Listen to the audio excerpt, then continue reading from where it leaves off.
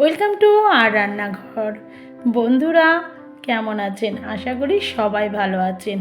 আজকে আর রান্নাঘর আরও একটা রেসিপি নিয়ে চলে এলো। রেসিপি রেস্টুরেন্ট স্টাইলে ভেজ এগ চাউমিন। এই রেস্টুরেন্ট স্টাইলে কেন বলছি? প্রথমত আমার মা যখন চাউমিন করতো একদম ঘরোয়া, এখন আমরা যেহেতু মডার্ন হয়ে গেছি তাই এখন রেস্টুরেন্ট স্টাইলে খাই। আমি কথা বলতে বলতে অনেক কিছুই দেখিয়ে দিলাম, তবে শুরু করছি এখন থেকে। প্রথমে চাউমিনটাকে সেদ্ধ করব, তার জন্য জলে সাদা তেল আর লবণ দিয়ে দিয়েছি। জলটা ফুটে উঠলে আমি চাউমিনগুলো দিয়ে দেব। আর আগেই দেখিয়েছি কিছু সবজিও কেটে রেখেছি, সেটা আস্তে আস্তে পরে বলবো। দেখুন, চাউমিন খুব বেশি সেদ্ধ করার দরকার নেই, হাত দিয়ে ভেঙে গেলেই হয়ে যাবে। আপনারা দেখলেন যে চাউমিন সেদ্ধ হয়ে গেছে। এবার এই রকম ঝুড়ির মতো যে ছিদ্রওয়ালা ঝুড়ি আছে, সেই ঝুড়িতে আমি জলটা ঝরিয়ে নিয়েছিলাম। এবার চাউমিনের উপর 2 চামচ সাদা তেল দিয়ে দিলাম। রেস্টুরেন্টে চাউমিন এত টেস্টি হওয়ার কারণই এই টিপসগুলো। এই সাদা তেল দিয়ে চাউমিনগুলোকে ভালো করে নাড়াচাড়া করে নেবেন, অর্থাৎ চাউমিনে সাদা তেলগুলো মাখিয়ে নিতে হবে। এইভাবেই আমি বাড়িতে চাউমিন করে থাকি। এরপর আমি ফ্রাইং প্যানে আবার অল্প পরিমাণ সাদা তেল দিয়ে নিলাম। সেই সাদা তেলে প্রথমে পেঁয়াজ কুচি কুচি করে কেটে রেখেছিলাম, সেই পেঁয়াজ দিলাম। তারপর আদা কুচি, 2টো কাঁচা লঙ্কা চিড়ে রেখেছিলাম দিয়ে দিলাম। একদম ভাজাভাজি করা যাবে না, শুধু নেড়ে নিতে হবে। তারপর পাতলা পাতলা করে ক্যাপসিকাম কেটে রেখেছিলাম, গাজর একদম একই রকম পাতলা করে, আর বাঁধাকপিগুলো পাতলা পাতলা করে কেটে রেখেছি। আর বিম দিয়েছি। বিম আমি ছোট ছোট গোল করে কেটেছি, আপনারা লম্বা করে কাটলেও হবে। এবার এই সবজিগুলো হালকা হাতে নেড়ে নেব।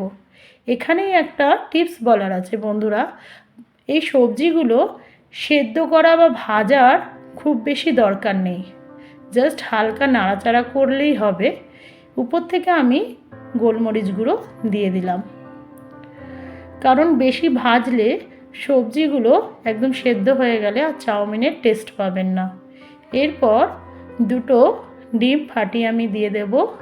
ওই ফ্রাইং প্যানেই দিয়ে দিলাম, একসাথে ভেজে নেব।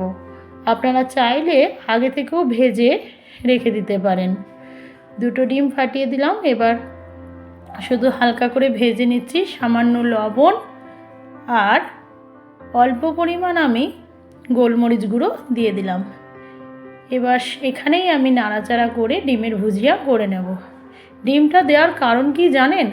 আমার মেয়ে শুধু চাউমিনে ডিম খোঁজে, সেই জন্য ওর জন্যই আমাকে এই ডিম দিতে হয়। না হলে আজকে শুধু ভেজ চাউমিন আমাকে দেখালেও হতো। দেখুন, একসঙ্গে 2টো কাজই হয়ে গেল। সবজিগুলোও আমার নাড়াচাড়া হয়ে যাচ্ছে, তার মধ্যে ডিমটাও ভাজা হয়ে গেল। আলাদা করে আর করার প্রয়োজন নেই, যেহেতু আমি সব সময় খুঁজি যে কিভাবে তাড়াতাড়ি হবে। দেখুন, এই রকম করে আমি একসাথে করে নিলাম সবজি আর ডিমগুলো।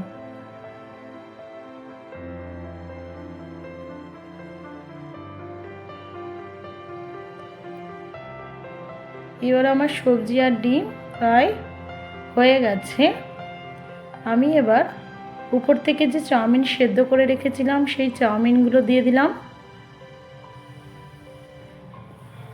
চাউমিন দেওয়ার পর একটু নাড়াচাড়া করে আমি 1 চামচ সয়া সস দিয়ে দিলাম। বেশি আমি সস ব্যবহার করব না, কারণ বেশি সস ব্যবহার করলে একটু রিচ হয়ে যায়, অ্যাসিড হয়। যেহেতু আমার বাচ্চারা খায়, সেই জন্য আমি হালকা সস দিয়ে করি। আপনারা এইভাবে করে দেখুন, খুব সুন্দর হয় খেতে।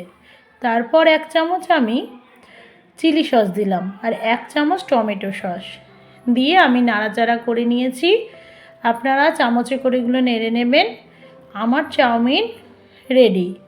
চাউমিনে আর কিচ্ছু করার নেই। আপনারা এইভাবে একবার বাড়িতে চাউমিন করে দেখবেন, আপনারা বলতে বাধ্য হবেন যে রেস্টুরেন্টে আর যাওয়ার প্রয়োজন নেই।